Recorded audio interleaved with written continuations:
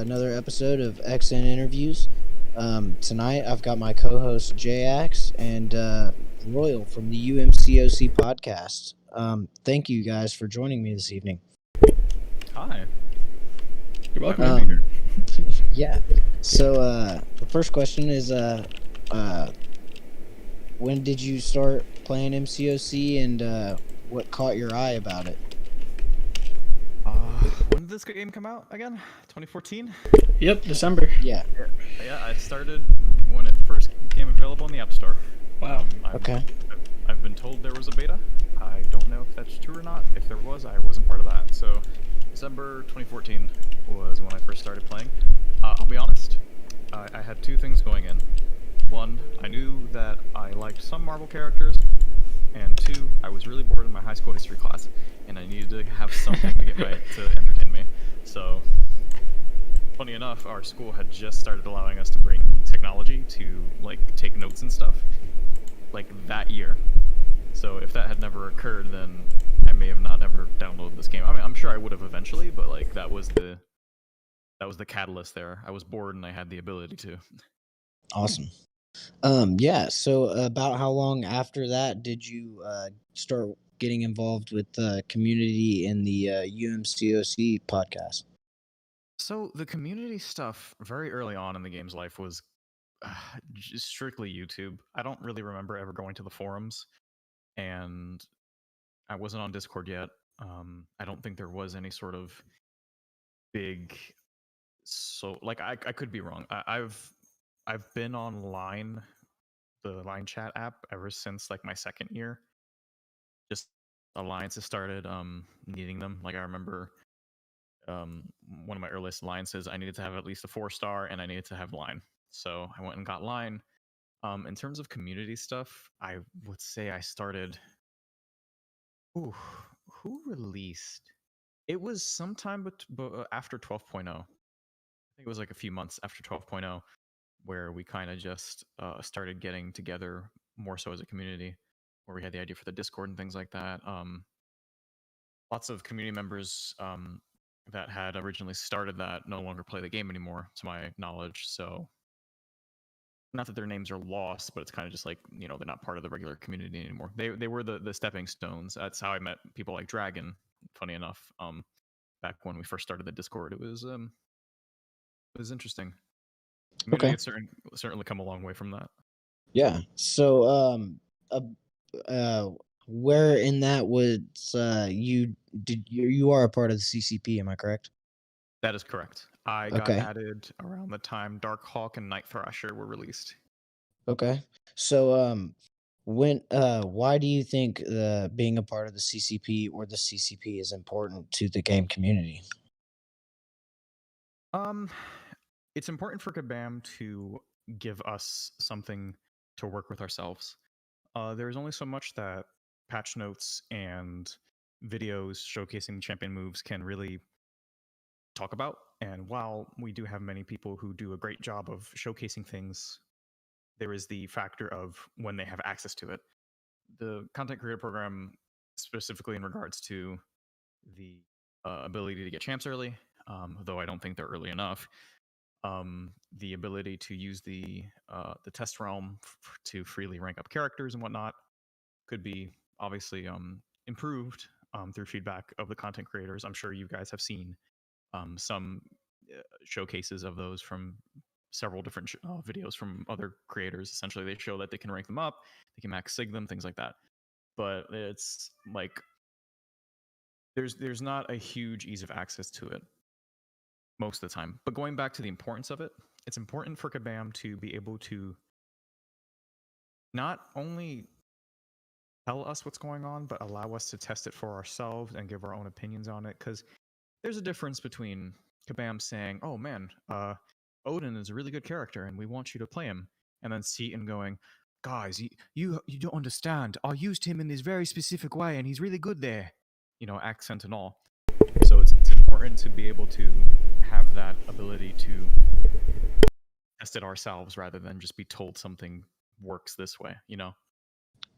Yeah.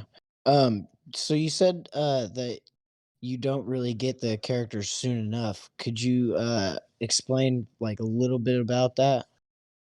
So we are given access to characters. I think it's okay for me saying this, roughly around the time that updates drop. Then we are given ability to share information on those characters at certain embargo dates. And those dates tend to coincide with either, as you saw with Mangog, their release into the game via a preview bundle, or roughly a few days before their arena cycle comes through. In terms of providing feedback, I have come to see that our feedback that we are able to provide isn't even, it's feedback in the sense of giving a review at a restaurant, because the meal has already been prepped, you've already consumed it, we're not going to change anything about it, so what do you think? I don't think that's a really, like, we can do better. We can that could be improved so much if you guys can, like, I get what you're saying. I totally get what you're saying. there's no time between the time that we have access to the character and to the time that the game has access to the character, the rest of the community, in that any change could be made, unless it's like a major bug, or that I have the feeling that they obviously have their priorities, and we don't know a good chunk of what they do on the back end and their cycle and whatnot. But it just, in terms of providing quote unquote feedback, it's mainly we tell them how they did, and then the champion gets released to the game, and who knows how long until they maybe decide, oh well, this isn't right, or this needs to be adjusted, this isn't good enough, this isn't working. Funny enough, I'm sure when we get to it, that's a good portion of what happened with the hood update. As you Right. can see on, That's what I was but going to go into next. So what do you think Kabam could do to take better steps towards buffing champions whenever but like before their patch notes or something like that? Like, do you think they should release a buff to the CCP to let them test it before they release it in the patch notes? yes, that would definitely be a big plus. We need that time to mess with it, and I'll be frank. We knew about the changes. Obviously CCP tends to know about changes before the rest of the game does. So we knew about it a good chunk of time before well, not a good chunk, like a week before the update was released. People were already raising hell before he was even live in the game. Right. Like, so it was already very much like, this doesn't sound good, this needs to be adjusted, fix this please. Okay. Yeah, and obviously Kabam heard what the community had to say because they put him back to the way he was and said they'll look at him at a later date. So moving forward, do you think that they will tend to communicate better in terms of transparency towards buffs, towards older champions? I would like them to, but that might require a good chunk of information that they're not willing to provide, such as, like, because think about it, there's obviously a reason why it was Hood and Civil Warrior champions like that chosen. Either they don't see enough playtime, they're not used, characters aren't ranked up, things like that. I'm sure that's part of it, and we can make our own deductions based on that. But I would, and it's tough to say, well, just ask the community who they want buffed, because then you can kind of just pick and choose, and eventually every character is going to be halfway decent, and that's just a general power creep. Some characters have to stay the way they are, like, admittedly, unfortunately. As much as I would like to see somebody like as much as I joke about it, Iron Fist be buffed. Sure, he could probably be changed drastically, but he is a primarily mystic based armor breaker that can remove buffs in a specific way. He's been shown to be able to fight the 6.2 champion boss, albeit in the hands of a very skilled player. He still has the capability, so it's tough to make that decision in terms of, like, what should they do? Because obviously, gauging the community sounds like a great idea, but is it gauging based on what people want, or what is actually like this really needs to be changed?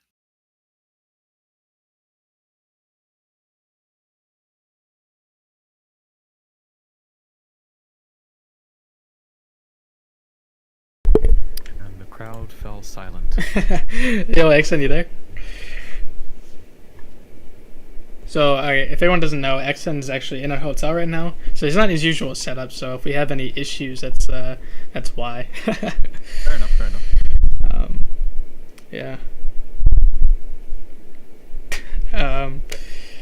Yeah. Okay, he disconnected. Do you want to continue more, or do you want to move on?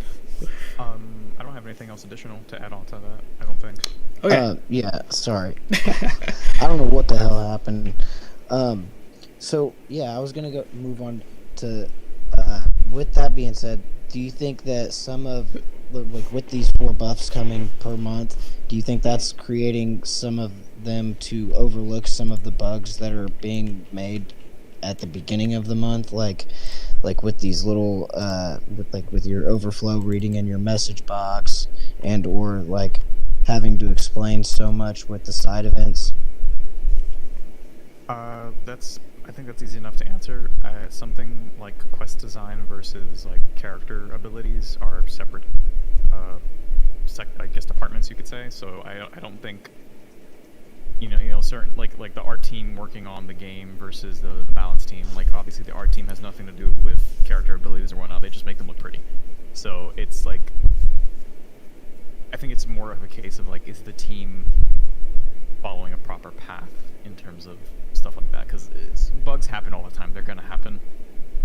A 6-year-old game that's, I think it was built on Unity, that just hasn't really been majorly overhauled or ported to a different client, I guess is the word for it. I'm not a programmer, but there's bound to be things that don't interact correctly. You have to account for the fact that every single time they add 2 new characters, you have to make sure the other 180 don't mess with them in any bad way, and that will just get exponentially bigger. So I think in terms of focusing on bugs, that's not really... Not that it's not a legitimate complaint, because it is very frustrating to see those bugs. Like, it seems like, well, why did they do that? Like, you can argue the update tab is cool, but why did you do that? We've been asking for other things. Why did you add an updates tab? Why have we still not seen anything about masteries?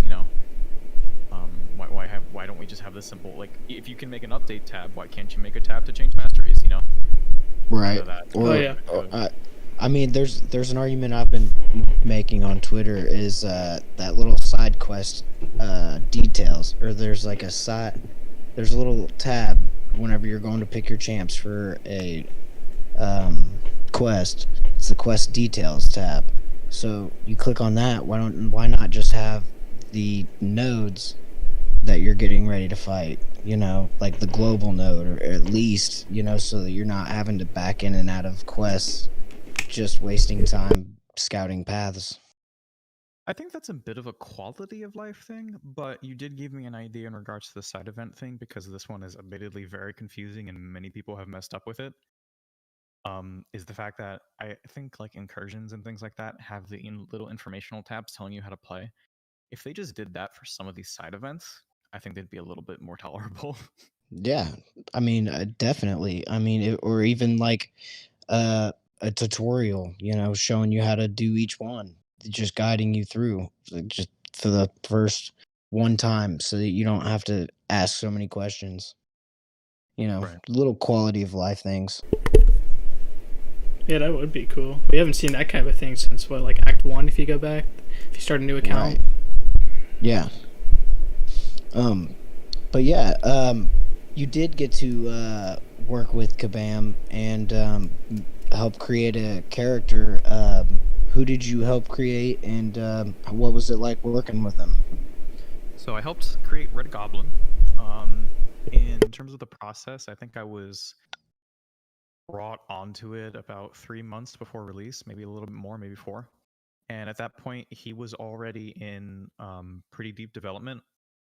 I can tell you, he had a drastically different kit in comparison. And it was at that point it seemed that the champ designer was starting to close in on what they wanted him to do. Like they already had a mindset of his identity in the game and what he looked like and the special attacks were designed and things like that. So I was just basically being given, okay, what does this kit look like? How do you think this kit will operate? Is this good? Does this actually benefit anything in the game, or is it completely worthless? Things like that. And then I got to be able to talk to them about synergies and whatnot. And the fun part of that is basically like for starters, Iron Patriot receiving a pretty decent one, given the fact that he's just terrible in general. When he gets overload, he gets the Fury, and then he can constantly overload after a cooldown. That originally used to be a heavy attack armor shatter. Now, obviously, from a perspective, like you can think of that right away. What benefit would giving Iron Patriot an armor shatter do? Practically none. He doesn't need an armor shatter. So they changed it to being, like we toyed around with a lot of different ideas for the Fury. There was a different duration. The heal maybe didn't regen it or didn't reset or regen more, things like that. But my not my stance, but my role in it being just kind of a more personal review of the character in terms of what I would envision them to be if they were put in my hands, and then giving that feedback, and again just considering their interactions and whatnot, like the fact that we wanted Red Goblin to be able to deal with evasion, but only from Spider-Verse characters because, obviously, like in keeping with the lore, Venom is more dangerous towards Spider-Man, which is why OG Venom has the Spider-Verse evasion node. We kind of have something similar there. Yeah. And then there were parts of it that I'm not the hugest fan of. In terms of like when certain things, and this is a personal thing, when something like when one mechanic personally makes more sense to me than something they're suggesting, I could offer my opinion, but ultimately at the end of the day, that's their choice.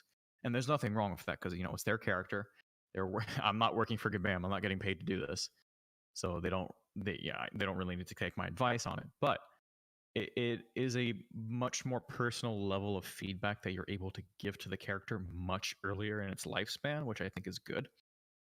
Okay. And it's just a fun experience. Like, obviously, I can't say, hey, I made Red Goblin, but I had a hand in influencing his eventual inclusion.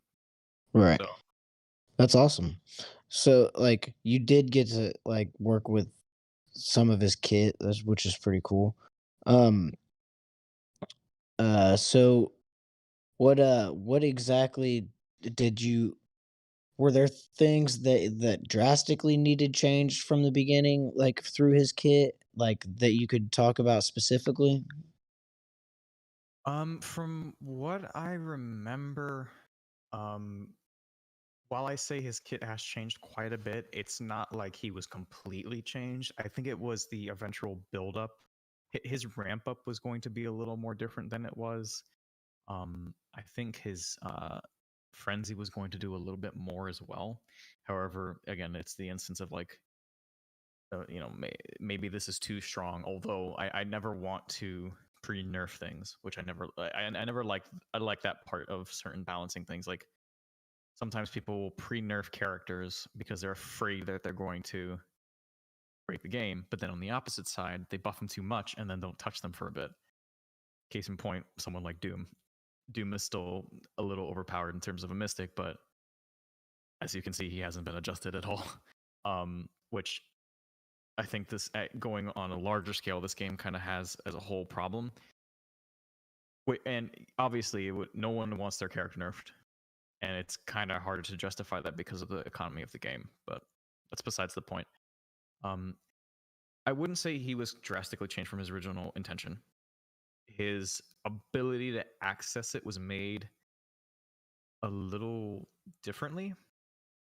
He had something with infections at one point that he would place on the opponent that would do different things. That he was originally going to be able to heal on certain hits, and that would somehow tie into recoil. I remember a big thing that we were going to try to do is something like reflect damage, where for a short amount of time, any self-inflicted damage would be passed on to the opponent. But I kind of like it was weird. Like, would that only be recoil? Then we were thinking like, oh, maybe do that with damage over time, but would that be too strong? Like, would just being able to tank a bunch of damage over time and then just reflect it immediately?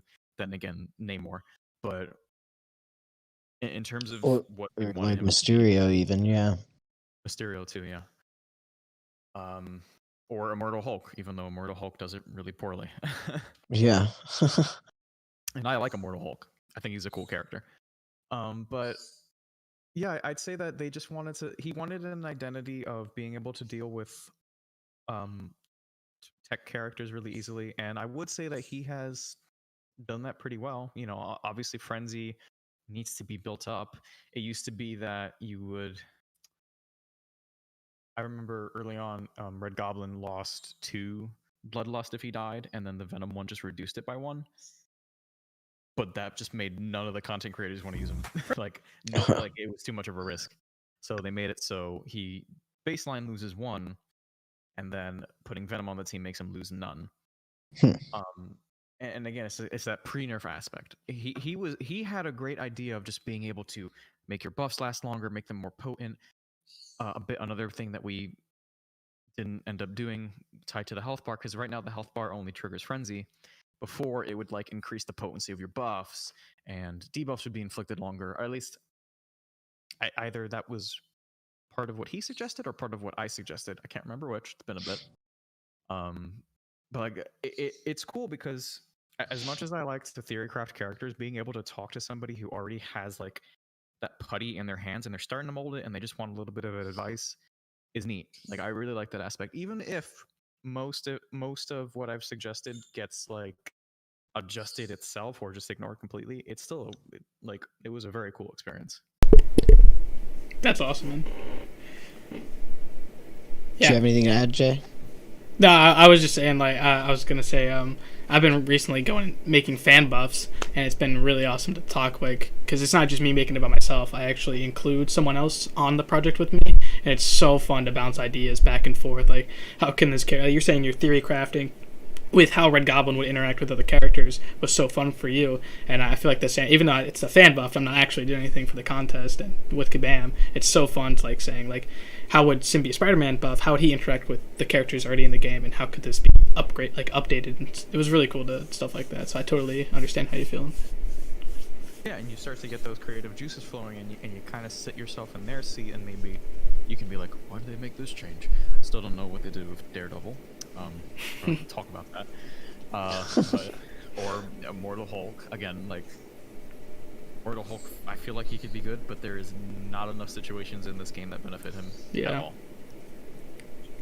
Hulk Ragnarok does what he was kind of intended to do much better, and he was released almost 3 years prior, so I don't know what to say there. Okay. Yeah, so what kind of maps and or AW do you run for your alliance?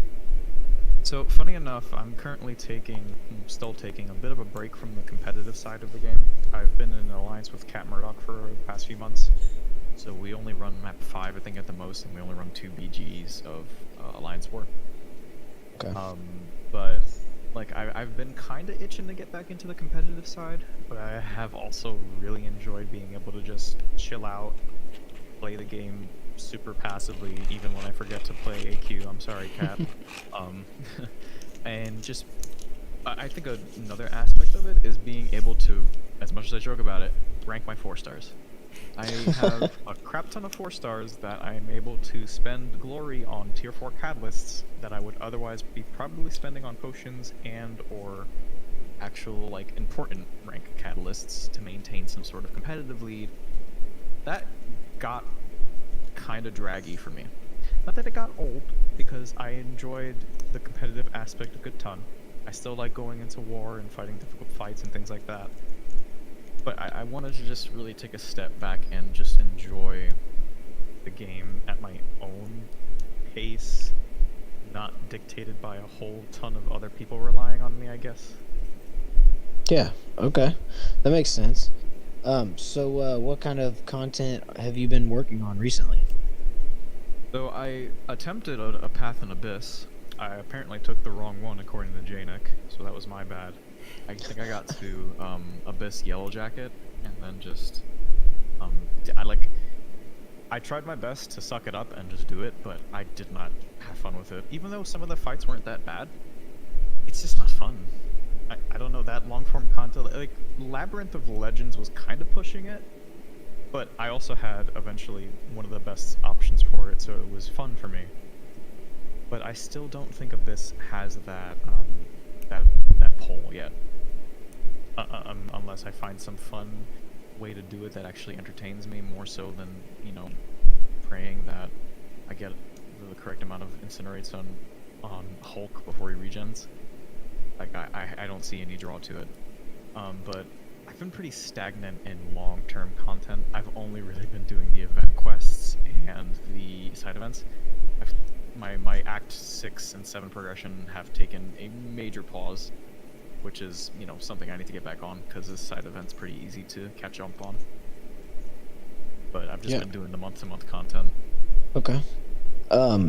So I got a question from in the chat. Would you rework Immortal Hulk's kit or tune him up?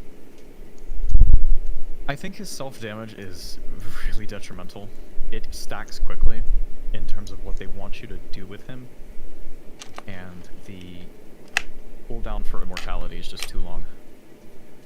Okay. Maybe they could do something along the lines of Corvus, where if you use it within a certain amount of time in the fight, it comes back faster. Because he is really meant to be that. Either, like, you cost all your health to get a big damage payout, or you take, like, you go into a fight with low health and you already have that big damage payout anyway. He's cool in concept, in terms of, like, the way his attack works, where, it goes up to 200% of his modified health. So, like, maybe make that persistent across the quest, like similar to Aegon in a way, where the damage that he has taken since the start of the quest just continuously stacks up his fury after each and every fight up to, like, I don't know, some ridiculous amount. Like, make him feel immortal in the quest and not just in one fight, I guess. Yeah, I guess that makes pretty good sense. I mean, I don't really have him as a 5 or a 6 star. I know J-Ax does. Yep, I got him as a 6-star from the featured. I'm jealous. But yeah. I'll trade. Want my Spider Gwen? Happily pass her on. I don't know. You're not into it? No. I'll ask you when she gets her second buff. Oh, okay. Yeah, so who is your favorite champion right now that you're playing with? Favorite champion? I don't want to just give a generic, like, if I have to say my favorite character that I use on a daily basis, it's just Void. Void has been so good for the longest time, but, like, I don't want to say he's perfect, because he's obviously got places where he doesn't do well. But, like, in terms of what I like to do in the game and just what I'm currently doing, like, he's just such a great character. But in terms of fun, I would probably have to say, I think in terms of fun, Immortal Abomination has been really good for the Cavalier quests. Someone like Strife is really fun to mess around with in Realm of Legends. But again, I think if I had to just choose, like, Void, hands down, best character that I have to use, best character that I would consider in my roster. Okay. Bar none. Right on. Is there any specific reason why you choose Void over a lot of other characters? So Void early on was my big Alliance War, and still is my big Alliance War carry. I eventually got to running him with Killmonger when I got him from a 5-star crystal way back during one of the Comic-Cons. I remember I was eating at a hibachi restaurant in New York while I pulled that Killmonger. Because he gives him, I think, like 1% health regain per debuff, or intimidating presence debuff. Void is a really good tank. He can take a lot of Alliance War fights relatively easily. He has power control, he has heal control. He's a counter to Doom, he's a counter to Mordo. Some other annoying Alliance War defenders as well. However, given what I listed, he is completely inept against somebody who's debuff immune. Thankfully, I haven't had to deal with many of those instances, so I haven't suffered that yet. But he's been a workhorse is what I'm trying to get. And he was my first ever rank 5 5-star. So he's got a bit of a special place in my heart for that reason. Awesome. Okay. So, has there been any most painful boss fights or EQ bosses that you've had? Like the worst EQ bosses? I would say 6.2 champion, bar none.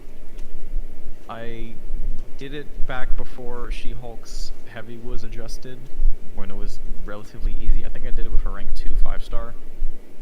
That fight sucked. It was so ugh. That's all I have to say is just ugh. And it still kind of is. And then Maze was terrible. Maybe it was because I didn't have the counters, but the entirety of when the Maze was released, and some people might not even remember what the hell that was. I certainly don't. Me either. At time. So I've had a couple people on the podcast bring up the Maze.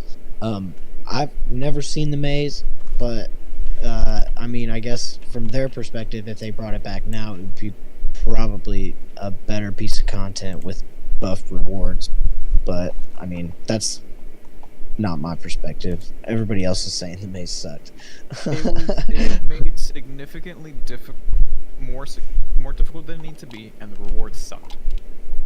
Yeah.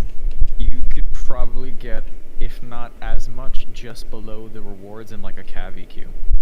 Yeah. Now Cav EQ isn't exactly a walk in the park, but it's much better than Maze was. Okay. So, if there was like a piece of content that they had back then that you could bring back now, like an EQ or a side quest or something like that, what would you bring back? That's a very good question. The bringing back of the Comic-Con boss fights, because Comic-Con obviously was canceled last year. Bringing those back to the public was a really cool idea. That was a fun little romp. Obviously, you didn't get anything from it, but you got to experience the fight and with your own roster at that point. I can't think of a specific side event that that has struck me as fun. Mcoc Labs can be cool sometimes, unless you get a really crappy combination of nodes and defender. I hate to say it, but I can more easily think of things that I definitely would never want to see again versus what I would want to see again. Because obviously the easiest thing is to say something like Rocket's Scrapyard, where you can pick your own rewards. But that's boring. Yeah. There's no interaction there. It's just there is no content there. You can say that's just like a prize wall at an arcade. So there's nothing interesting there. I kind of miss old dungeons. I'll be honest. What? The way it operated, not the rewards.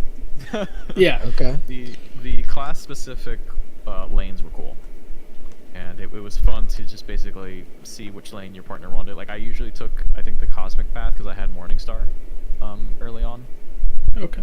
And then sometimes I take the tech path because I had Corvus. So like, it was obviously a lot simpler and more boring, but like I like the simplicity in it. Don't get me wrong, incursions are amazing, and they are hilarious improvement. Actually, now that I remember, we need to bring back 5v5 arenas. Easier arena streaks. Yeah. I think they used that once and then never again. 5 versus 5 arena. That's weird. That would be Yeah. cool. I think I actually you had to scroll on your phone to be able to match them correctly. Huh. It was a UI disaster, and I can see why they didn't do it. Okay. JX, you got anything, bud? I do. So you've obviously, like I said, you became to the CCP, like what 2019? Is that when Dark Hawk and Night Thrasher were released? Let me check. Yes. Just at the tail end of 2018 they were released. So yeah, around that time. Okay, so you got a spotlight. You got a creator spotlight from Kabam for you, and I was just kind of looking at it, and I had some couple notes from it. And do you still use Star-Lord today? Oh, for sure. Not as much as I would probably like to, but I still do use him. Like, he's still a really solid tech attacker. Okay, yeah, that's interesting. Would you buff him at all? No, I think he serves his purpose. Okay. Obviously, somebody like Guillotine 2099 does what he does. Not significantly better, but somewhat better. And she does it without a signature ability, and she has ways of protecting herself. I think in terms of what he was introduced to the game as, and where he sits now, he's fine. I don't think he needs to be buffed in any way. As long as it's a simple thing. As long as you can maintain a combo, you get big damage. I don't think it needs to be any more complicated than that. You don't need to add anything else on. Yeah. I mean, that's a super simple kit, and he's one of those champions that doesn't really become outdated, which is really awesome. He ages super well. I know a lot of people don't like him, and I don't. Yeah, I don't have one as I don't have a 5-star or 6-star, but for sure have a Guillotine 2099. So I was curious if he still used them because I think that's what he used to be known for, or at least that character itself used to be known for. Somewhat, yeah. I wanted him as my logo or my character for the Summoner Showdown, but I was told there is no 6-star Star-Lord, and I asked, well, is there gonna be? And they're like, oh, well, yeah, maybe not. And then he was eventually added. So unfortunately, I wasn't able to represent myself as him, so I had to pick Iron Fist. But yeah, Iron Fist and Star-Lord are like I think my main characters. Yeah, so I was gonna get onto Iron Fist next. Is that you back in 2019? You said that he was an underrated champion. Is he still underrated today? No, not at all. Like I said, he has his uses in the hands of like much more decently skilled players, but there's nothing to write home about. I mean, I'll still hold on to the fact that I got my Legends title with him, but then again, like I'm told that many people also did, so like not that it doesn't feel as special, but like I'm gonna wear that badge, because that was a very long night. I remember I did not get a good night's sleep. Hey, well, I'm wearing an Iron Fist shirt today, a special occasion. Oh, thank you, I appreciate that. You're welcome. Yeah, he's one of my favorite characters, and hopefully we'll see him. Hopefully in Shang-Chi. I don't know if that he's not confirmed or anything. That's just a theory. I would love to see him in Shang-Chi. How would you buff Iron Fist? Is there something that, since you know his kit a lot, is there something you would add specifically? I would honestly reckon trying to you can't really combine the abilities of the two Iron Fists because they're obviously meant to be a little different. Then again, Immortal literally, I think, just refreshes his armor breaks, but then again, he can lose that ability if he loses his combo, so like, Yeah. I remember I had like a fan rebuff that I probably can't find. It's probably on like the first iPhone I ever played this game on. But I had an idea for Iron Fist, making him somewhat similar to Star-Lord, and actually kind of mechanically similar to what Daredevil does now, but obviously better. Like, as you got hits in the fight, you'd be able to do different things. Like, eventually he would get True Strike, or you'd be able to ignore armor, things like that, as he got familiarized with the fight. So, kind of make him like a ramp-up style in the fight, and then, like, eventually he'd be able to be better defensive as well. Things like that, like he'd be able to block hits more effectively based on combo meter and things like that. But I don't want to change him from the fact that he's a good armor breaker. Like, he can armor break pretty easily. He's able to nullify certain buffs. So like, if there's like an annoying theory, it's not like Medusa. He can counter Medusa somewhat, not amazingly, but Medusa also doesn't have the greatest health pool. So you're able to maintain her auto block stacks, and then just deal a crap ton of damage. So. Okay.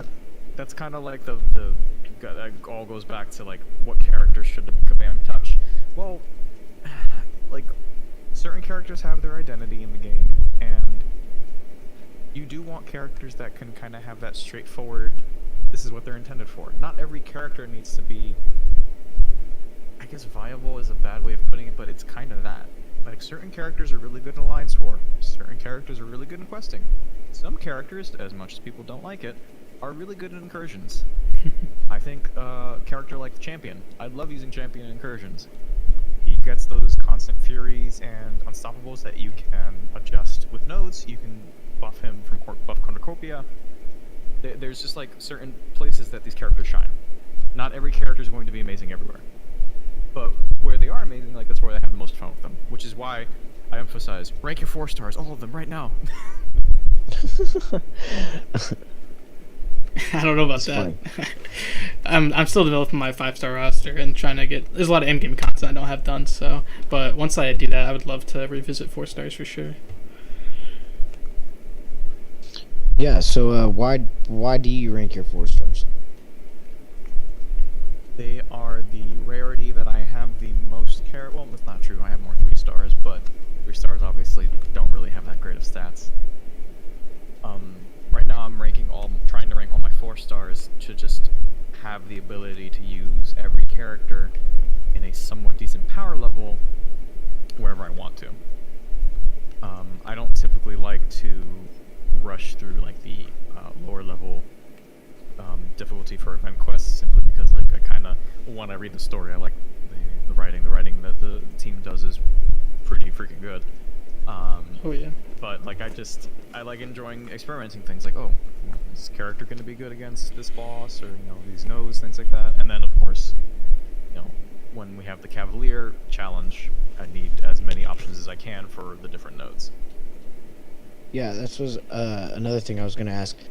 Do you do the Cavalier challenge, and has that inspired you to rank more 4 stars than usual? So I think I've done every Cavalier challenge so far.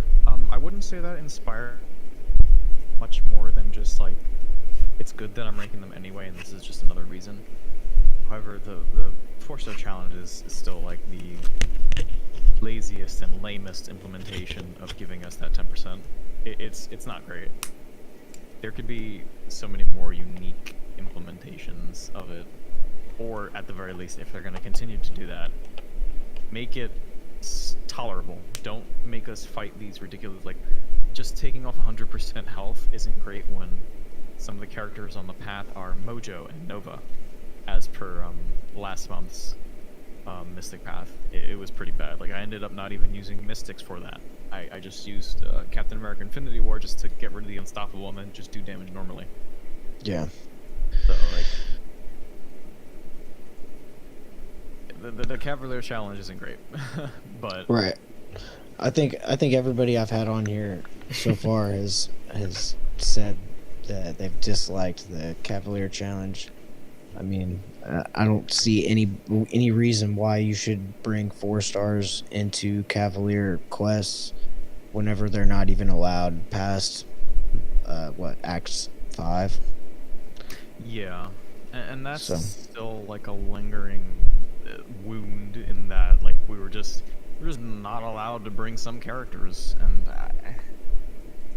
I still that mindset still bothers me, because someone who is gung-ho ready to go into it will have all characters as 5 stars or higher anyway. I can understand that they don't want people going in there earlier than intended, but like, where's the harm in giving people, like, having those people give themselves a challenge, I guess? I don't know, like, what's what would be more exciting, the prospect of getting a 6-star to like, if you're able to take on this champion boss, or if you're 4-star Doom, or having 26 stars already and then you got to go sit through this fight and then you get like or you get a 6-star anyway, but it's your 21st one, so you're nowhere near as excited. Yeah. Like, I like the aspect of allowing us to have the option for the challenge, not so much of like, oh, your account isn't big enough, you're not ready yet. Like, that is like, why? What's the point of that? Yeah, I mean, it's not that my account isn't big enough. It's that I'm not ranking the 4 stars up because I have to go do in-game content like variants and the rest of Act 5 and more into Act 6 and stuff like that, you know? Right. And thankfully, variants have improved drastically. The first variant sucks and still sucks. Yeah, I just did variant 2 for the first time, and I used 5-star Beardo and 4-star Venom, and they kicked some butt. It was awesome. Nice. Very nice. Is V2 the Yellow Jacket one? It is, yeah. Yes. I'm sure you've seen the Thing solo carry team. What's up? The what? Have you seen the Thing solo carry team in that quest? No. I guess it's the Clobs synergy team. Oh, no, I haven't. So there is a synergy with the champion that Thing gets when he gets to 1 health. He goes indestructible for about 6 seconds, and then every single hit that he gets gives him a massive fury. If you combine that with like 2 other resurrection synergies, you basically, at the start of the fight, you get 20% health to work with, which is a lot on Thing just because of how his kit works, with like an 800% attack boost. Oh, okay. I think I did see that earlier today. He did that with the side quest.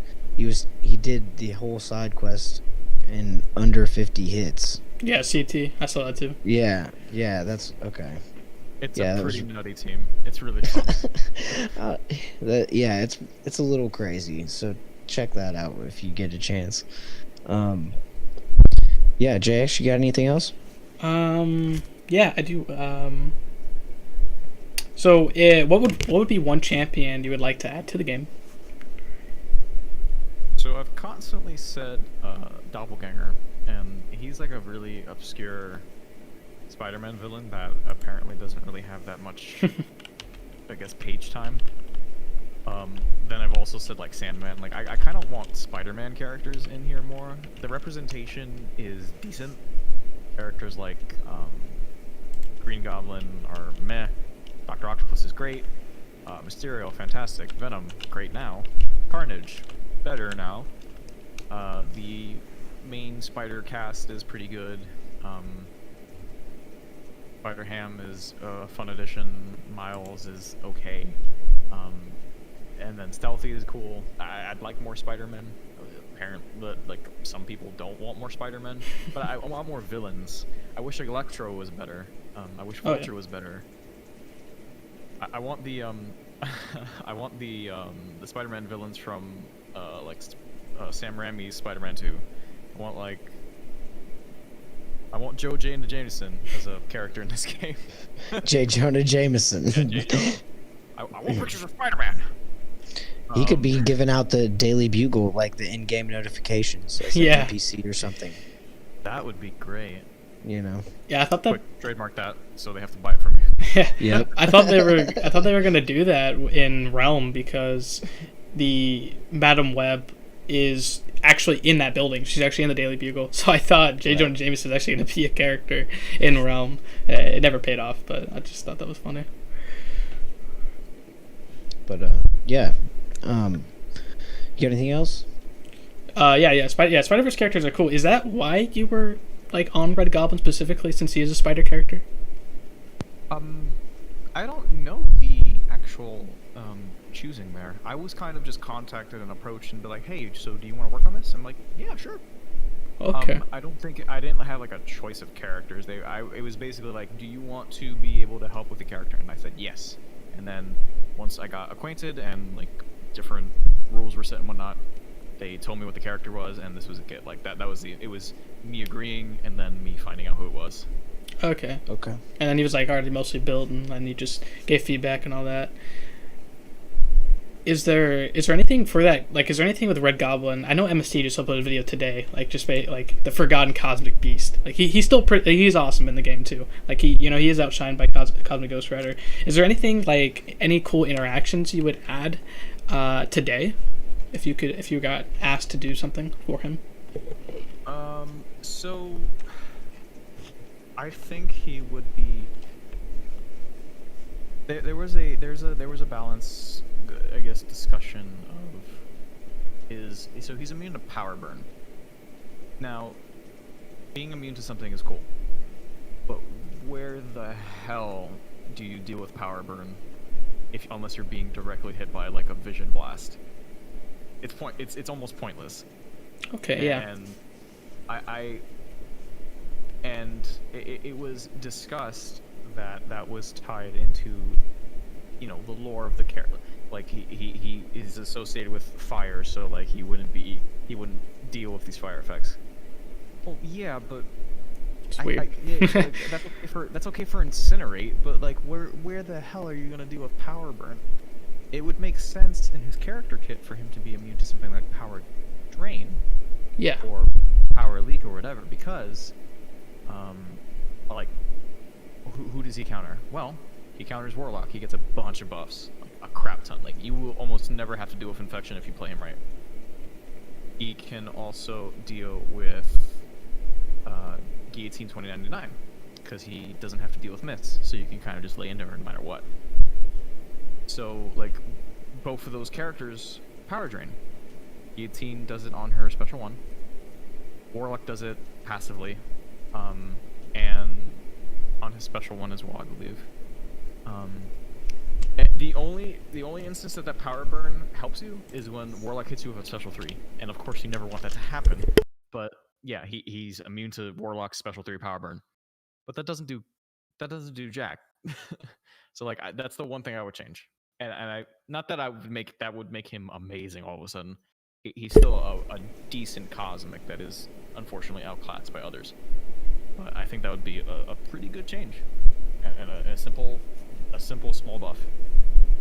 That would be it. Okay. So would there be any other champion that would need buffed before? I mean, what do you think? Based off like the wish list for buffs, who do you think is like the most reserved as buffs? What do you mean?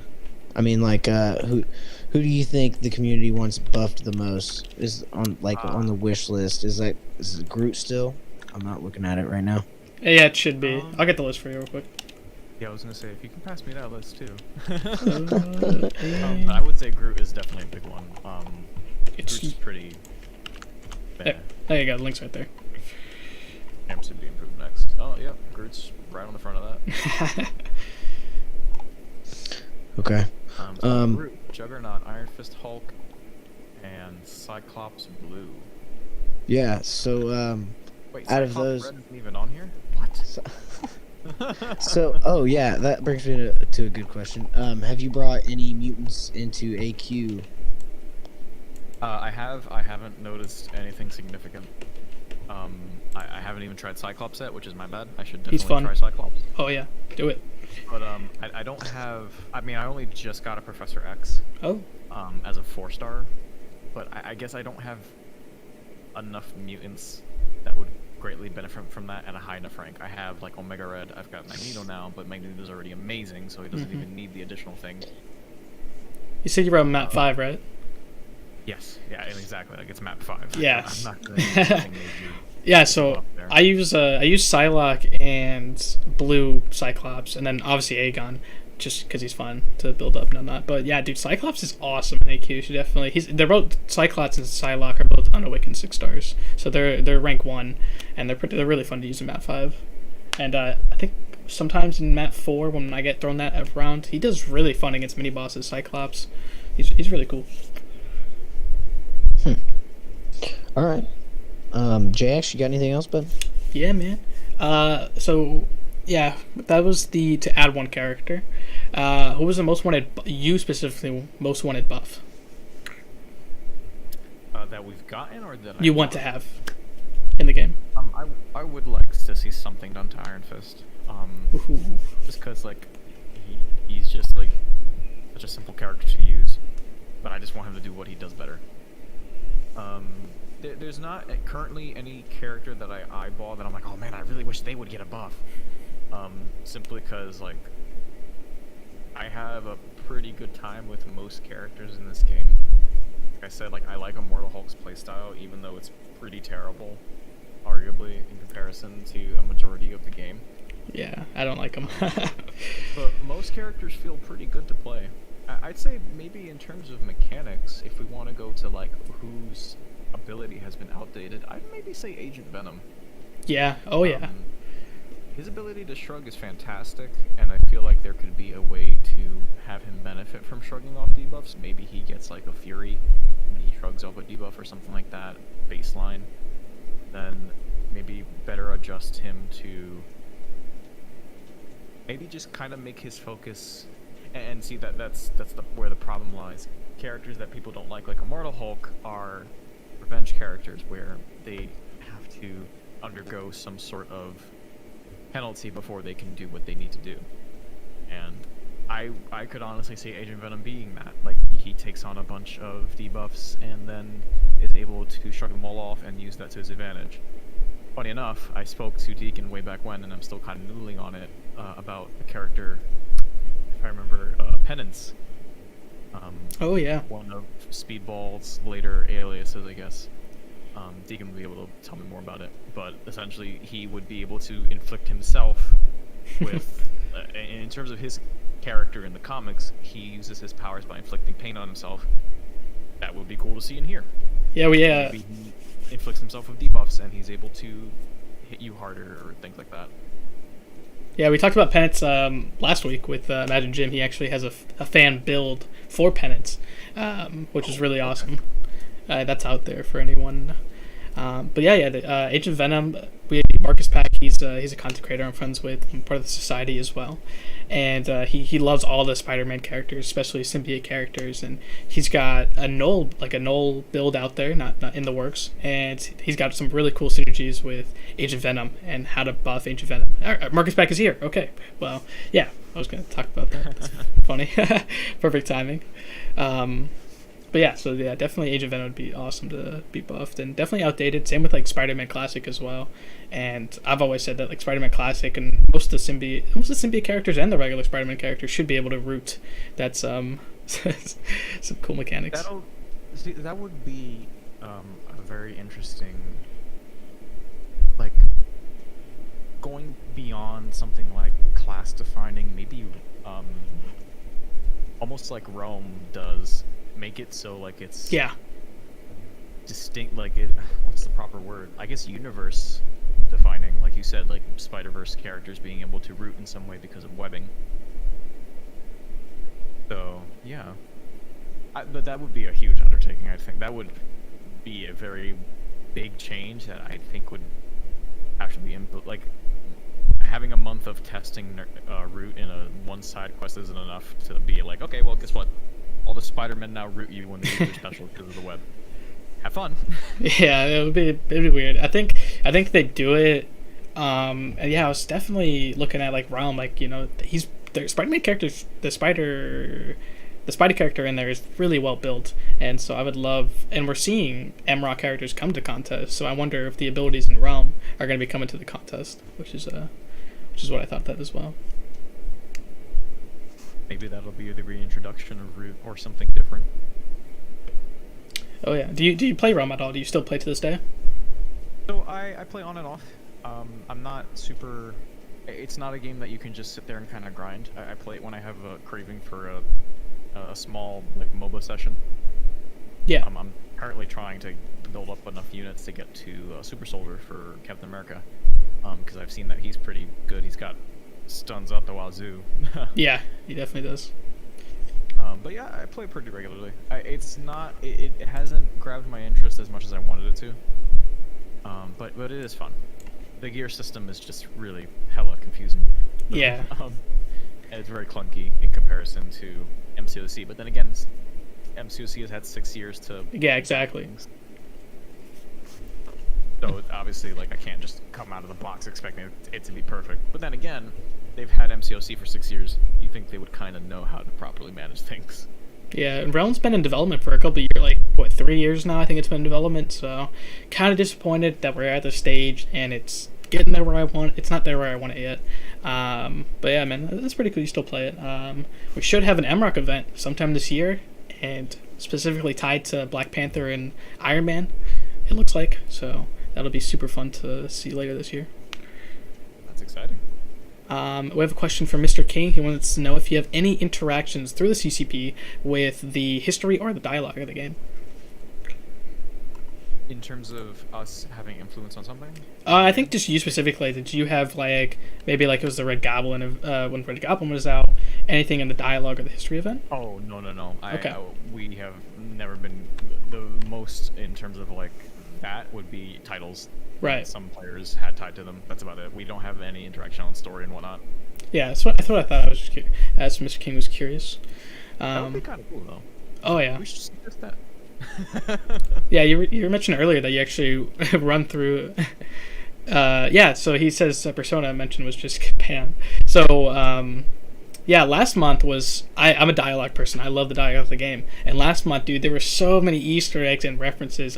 I made a whole Twitter thread of it, and it was so fun. There were so many cool references to Persona, love songs, previous partners of Deadpool, and we were just curious, like, does Kabam actually make these? Do we have content creators come in like, hey, I think a Persona reference should be dropped this month?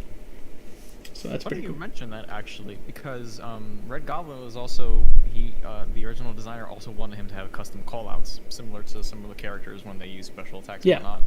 And that was on the bombs, right?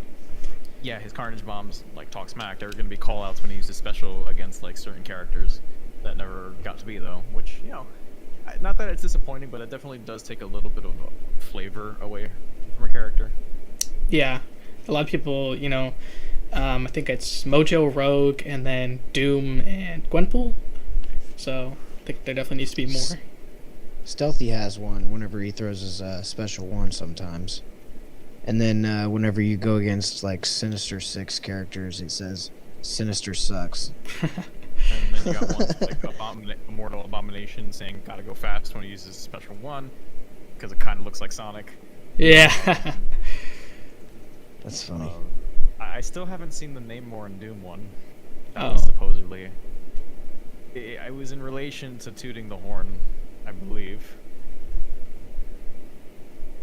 Yeah, there's that one comic panel where Namor's trying to tell Doom not to toot the horn. Like, I do as I want.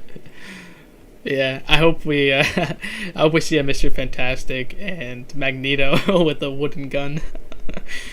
That would have been great if his special 3 was that, but only for Magneto. Yeah, dude. Oh man, special 3 unique animations, dude. I would love. Those are really fun, and it does kind of stink that it's only because of the fact that obviously some characters are harder to animate. The special 3 on, which I think Mole Man should honestly be one of them, because seeing Giganto Jr. be thrown around in some of these doesn't look great. Yeah. There should just be one where he gets flicked off a Giganto. Yeah, like Giganto uses a stick to flick Mole Man at the attacker or something. Yeah, that would be cool. That would be pretty funny. Yeah, so JX, do you have anything else over there? Yeah, that's my last question. Do you still draw and animate things? Do I still? I don't believe I've ever. You didn't ever draw and animate stuff? Or draw, at least? I kinda did. Oh, okay. I was curious. I don't draw and publish things like I doodle, but... Right on. It was in your CCP, thing, so I was curious. Oh, right. You were saying, like, things you do. Besides... I practice and nothing that I am confident to call like art, I guess. It's more so for fun. My drawing days have kind of been left behind in my early to late years of high school. And I think it's just me not really finding the time for it, or just not giving it the time, which admittedly is my fault. But I would like to get back into it at some point, because like someone like Kat like really inspires me to like, wow, because I can have fun ideas for champions, but I don't have the ability. Like I can tell Kat and then she'll go and make something if she wants, but like I would like to be able to do that as well. I actually, funny enough, do want to start learning 3D modeling and things like that, like in Blender. Oh yeah. Because I know his name is evading me. Moose. Gentleman that that makes the videos with like the custom characters. Oh, Mcoc. Oh Yes, yeah, okay. Those are awesome, and I would love to do something along those lines. In terms of like, for example, if I ever got around to fully fleshing out something for Doppelganger, I would want to like, I could try animating specials for him and things like that, and envision it, and have like a super fleshed out like character idea thing. Dude, yeah, that would be. I just have to dedicate the time. Yeah. I gotta get better with my procrastination. Yeah, that's awesome. We have a couple of 3D animators and 3D modeling people in the community. It's so awesome to see them make these models that aren't contests, but they put them into the contest, make them in that contest style, and Mcoc totally kills it. I mean, you look at his Odin one just cut 6 months ago. It's like, dude, wow, like it actually holds up today. Besides the sword, the Midnight Sword, which I can't believe is not in the game. They showed it in the motion comic, but he doesn't play with the Midnight Sword. Like, there's nothing in his animation. It's all the Gungnir. It's so weird. Yeah, there it is. There's a link to Odin by Mcoc. Yeah. So, Royal, you do stream on Twitch sometimes. Do you have like a certain schedule you stick to? I have a certain one that I should be sticking to. Yes. But it tends to be usually from Mondays I'm off because of the podcast, but Tuesdays through Fridays I tend to try to do MCOC streams, and then weekends if I decide to stream another PC game I'm playing I will, but my main MCOC stuff tends to be on Tuesdays through Fridays. And additionally, I also kind of sometimes read the event quest with Deacon in different fun voices, just because it's fun to mess around like that. Because, like I said, I like the story a lot. Like some of the story is more memorable than others, obviously, but it's just fun to do the voices and imagine what they would sound like in this universe and things like that. And Deacon kind of helps me out in terms of like getting my my voice to match the characters. And of course, I can't forget my boy Mojo. My favorite inclusion character-wise, just because of his personality. Of course. Yeah, so is there any like memorable event quest lore or anything like that? The Fantastic Four plotline is very cool, and it's been a bit since we've heard about Galactus, at least from the game's story point, so I'm really wondering where that's gonna go. That's definitely been like the coolest one, the coolest continual one. The Deadpool ones have been okay. The Spider-Ham one was cool as well, but I think like the biggest interesting story-wise one has definitely been the Fantastic Four line of just like figuring out what the hell they're gonna do about Galactus coming. Yeah. Yeah. Because that like quote unquote affects everybody. So. Yeah, I have Hi. Yeah, I have a cool theory about have you played this month event? Have you finished the regular event quest? I have gone through a few playthroughs, yes. Okay, so it's a tournament, so basically it's a tournament that Odin's holding because Odin's come to the battle realm. You don't actually ever see Odin fight. Like, sure, we fight like this doppelganger of sorts of his younger version of himself, but you don't actually fight Odin. Or like the actual Odin that's in the dialogue. You don't see him fight. So he's even said himself, like, he's like a weaker version of his younger self. And so I have this cool theory that, Odin, he's kind of the MCU Odin. Like, he's getting to this point where he's going to die soon. He has this Odin force, but it's going to go away. And if this Odin force goes away, it's got to become the Thor force and make Thor the updated version of Cosmic Herald Thor. And when Galactus comes, it'll be Thor to stop Galactus because he'll become his herald. And that's how that'll be a part of the story, is what I think, because I feel like Herald Thor. That's really cool. Yeah, I'm a theory guy. I love creating these theories. But yeah, that's awesome. Okay. Yeah. So if I think that will about wrap it up for this episode. If anybody has any questions in chat, then go ahead and shoot them off. Who is your not so favorite character? Who's your least favorite character in game? it's hard to say because like I can find ability in everybody. As much as people hate someone like Airwalker, I find him semi-fun. I'd probably have to say some of the older mutants like Cyclops and actually a lot of the different older characters like Cyclops, Winter Soldier. They've just become so stale in comparison to what is available from literally everybody else. OG Storm is so one-dimensional.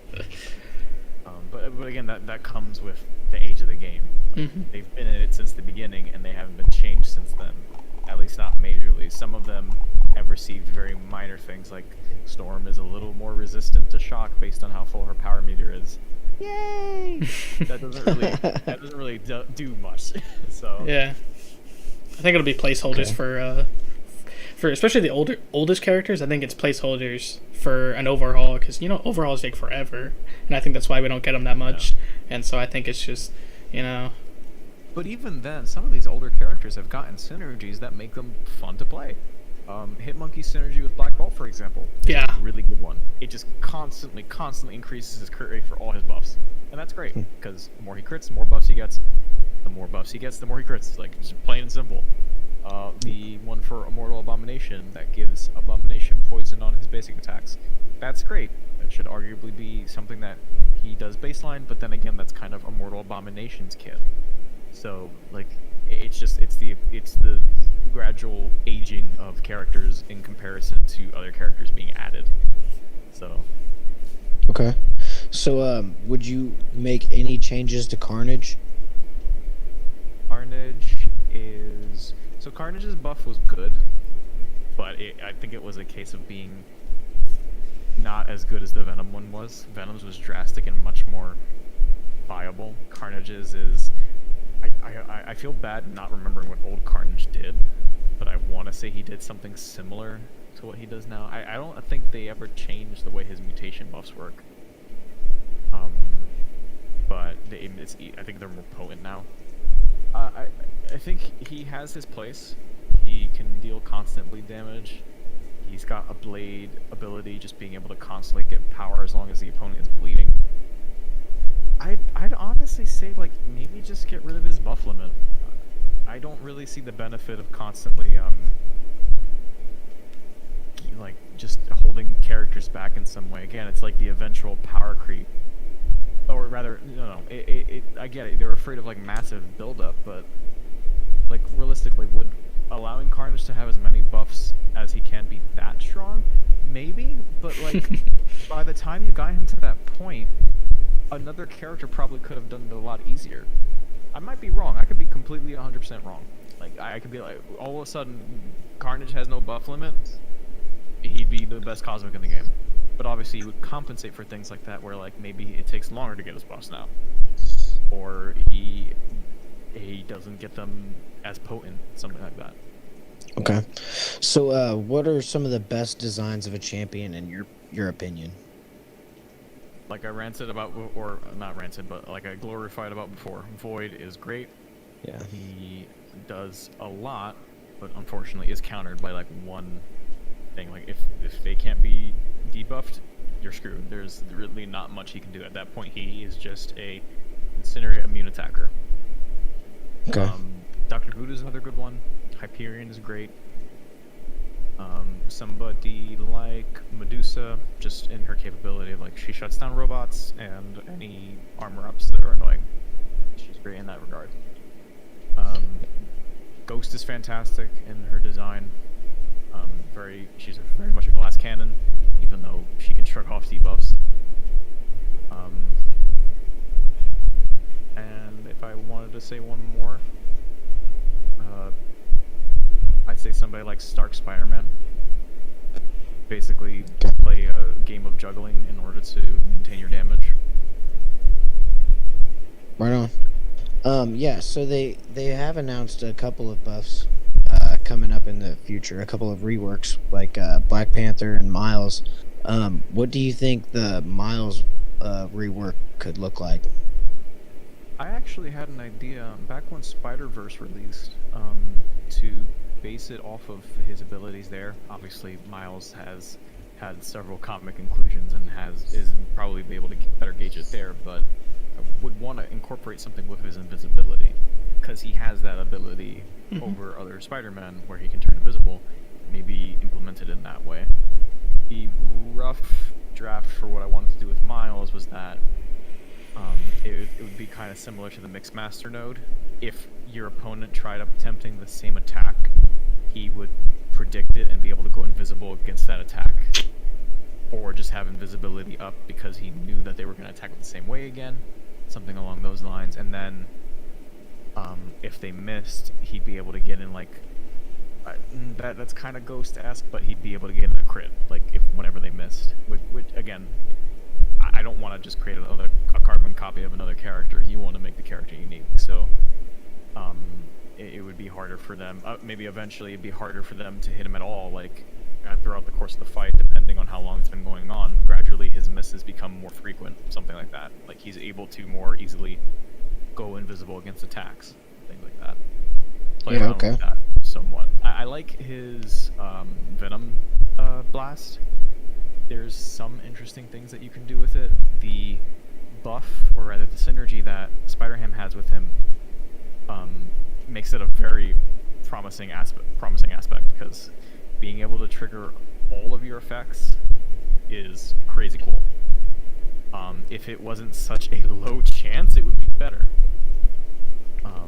But I think his Venom blasts are cool in concept and just don't happen enough. Maybe make them act a bit better, but I wouldn't really change much. I don't want to say I don't want him to get a rework, but I don't think he needs a complete overhaul. I think he just needs a couple more things added, similar to someone like Kingpin's. Kingpin has a good chunk of his base kit just made better. I don't think he needs an overhaul. I think he needs a tune-up. A moderate. Are you talking about? Yeah. Yeah. Okay. All right. Well, thank you again, Royal, for coming by. Do you have anything you want to plug real quick? I guess just the podcast, as usual, and my Twitch. But then again, I still need to get more consistent with the Twitch. Okay. Nothing else really. I guess shout out to Kat for making amazing art and tolerating my time in the Alliance. Sorry for missing AQ again. Although actually AQ ended, so I don't need to worry about anything. Haha. There you go. Gentlemen, for having me. This has been a wonderful time. Dude, once again, thank you for coming by and talking with me and Jay, and we appreciate it. Appreciate you. Of course, and I appreciate you guys as well. Again, thank you. This has been a good time, and much luck to your future episodes. Thank you, man. Yeah, I hope to work on you with some Future Society stuff in the future. So that'd be a... Heck yeah. Heck yeah, yeah. Awesome. All right. Thank you, everybody that joined us live, and we'll have a good night. Yep. All right. Take care. Night, everyone.